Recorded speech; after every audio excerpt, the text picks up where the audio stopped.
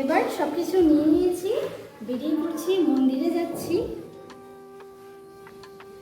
তারপর আপনাদেরকে দেখাবো সেখানে কি ভিড় আছে কি না, কিছুই তো জানি না।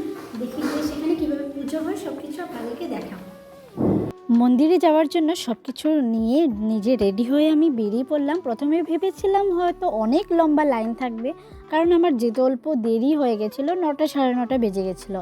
কিন্তু গিয়ে দেখলাম যে একদম ফাঁকা, মানে কয়েকজন ছিল আর কি। অন্যবার যখন যাই তখন অনেকটাই ভিড় থাকে, কিন্তু আজকে যখন গেছিলাম তো দেখলাম অনেকটাই ফাঁকা।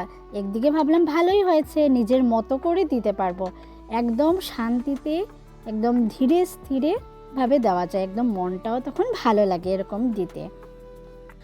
আমি তো আমার নিজের মতো করেই পুজোটা দিয়েছি। যদি ভুল ত্রুটি হয় তবে আপনারা নিশ্চয়ই কমেন্টে জানাবেন।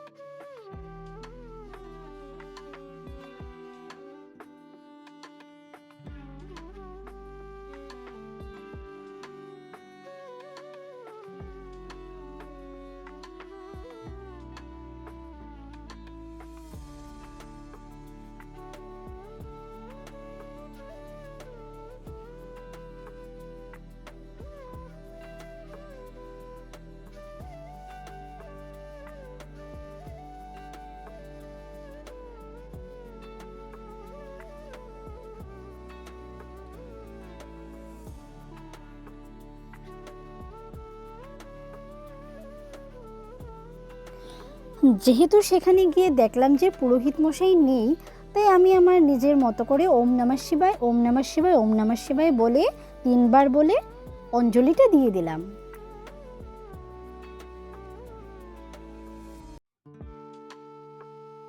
আমাদের দেওয়া শেষ হওয়ার পর দেখলাম অনেকেই ধীরে ধীরে আসছে, অনেকেই দেওয়া আবার স্টার্ট করে দিয়েছে। মন্দির থেকে এসে গেছি, এবার চরণামৃত্যু নিয়ে নিয়েছি। হর হর মহাদেব, ওম নমঃ শিবায়। এভাবে আমার উপোসটা শেষ হলো। কারা কারা পুজো করেছেন, যারাই পুজো করেছেন সবার জন্য, দেশবাসীর জন্য, বিশ্ববাসীর জন্য শিব বাবাকেই বলবো সবার মঙ্গল করুক, সবার মঙ্গল কামনা করে।